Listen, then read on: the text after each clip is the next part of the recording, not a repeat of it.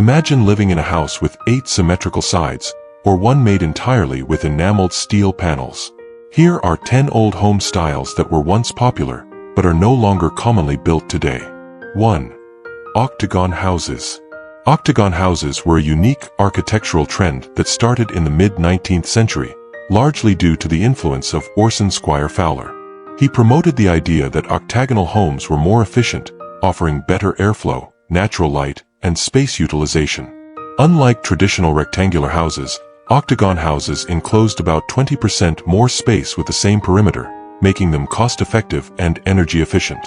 Many of these homes featured flat roofs with central cupolas, wraparound verandas, and innovative heating and water collection systems. Despite their advantages, octagon houses never became mainstream and gradually faded from popularity in the early 1900s. Some well-preserved examples, like the Longwood Mansion in Mississippi and the Octagon House in Watertown, Wisconsin, still exist today.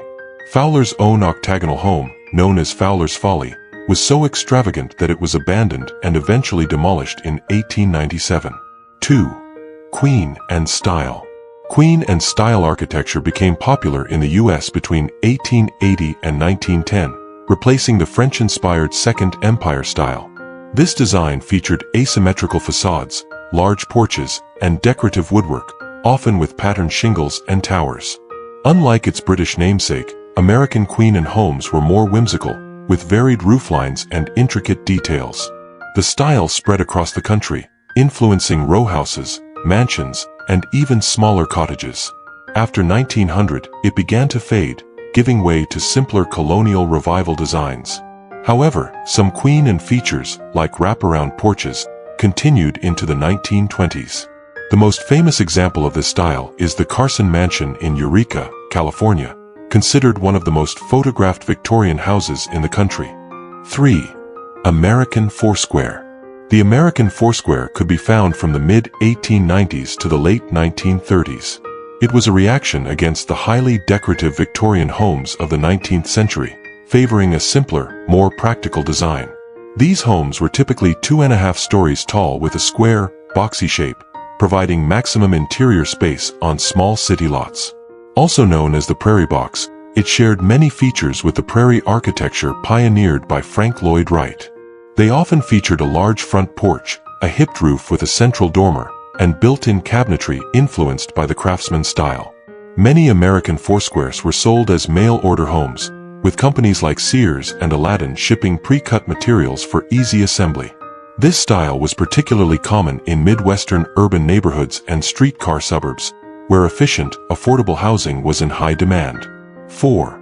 American Craftsman. The American Craftsman style emerged in the early 20th century as part of the arts and crafts movement, emphasizing handcrafted design and natural materials. It became especially popular in California, where small, single-family homes known as California bungalows spread widely. Inspired by the prairie style and shingle style, Craftsman homes featured low-pitched roofs, exposed beams, and built-in furniture. The movement was influenced by figures like Gustav Stickley, who published the Craftsman magazine to promote the style. Unlike the British arts and crafts movement, American designers made handcrafted homes more affordable for the middle class. The style started to decline by the 1930s, replaced by more modern architectural trends.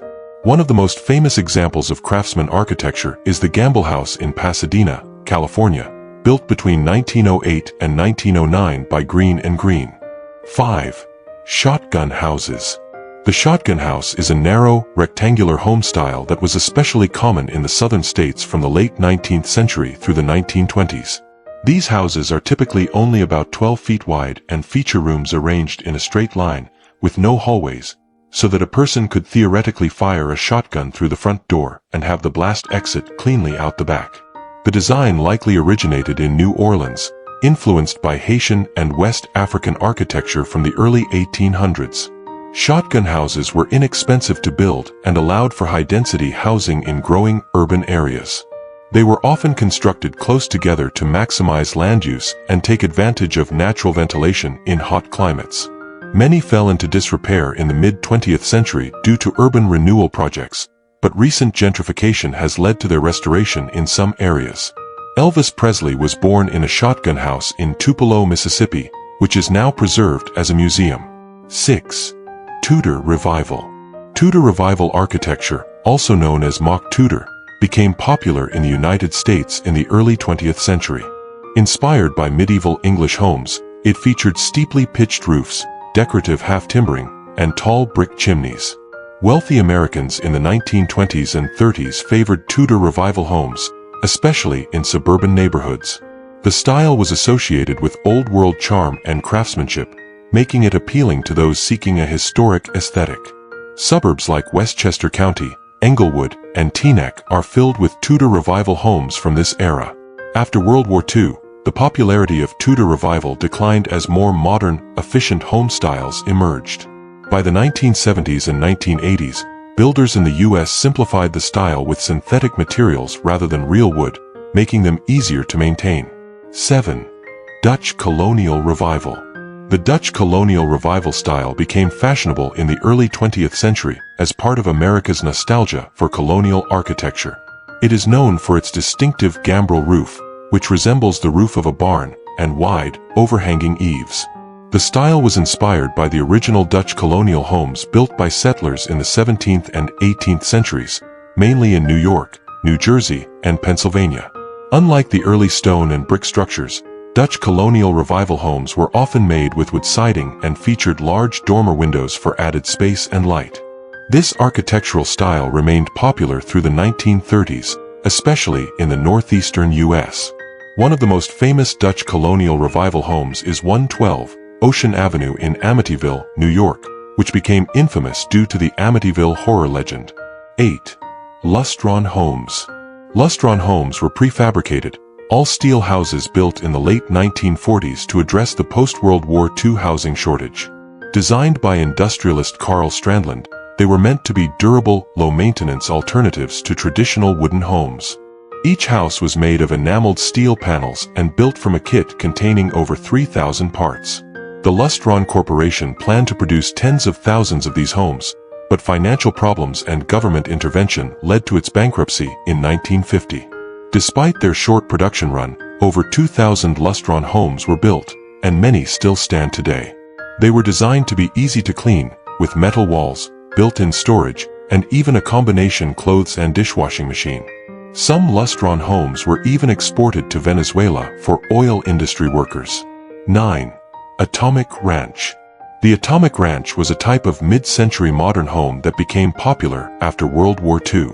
It was a variation of the classic ranch-style house but featured sleek, modern designs with open floor plans. Architect Cliff May helped popularize the ranch house in the 1930s, drawing inspiration from Spanish colonial homes in California. By the 1950s, 9 out of 10 new homes in America were ranches due to their affordability and practicality. Atomic Ranch homes often had large picture windows, clear-story windows, and flat or butterfly rooflines to create an indoor-outdoor feel. They were also known for bold colors and futuristic, space-age design elements. One of the most famous builders of Atomic Ranch homes was Joseph Eichler, who helped spread the style across California. 10. Brutalist Homes. Brutalist homes were a bold architectural style that emerged in the 1950s and gained popularity through the 60s and 70s. These homes featured raw concrete, geometric shapes, and a minimalist aesthetic that rejected decorative elements. The style was inspired by modernist architects like Le Corbusier and was meant to emphasize function over form. Many Brutalist homes were built as social housing or university buildings, particularly in socialist countries where concrete symbolized equality.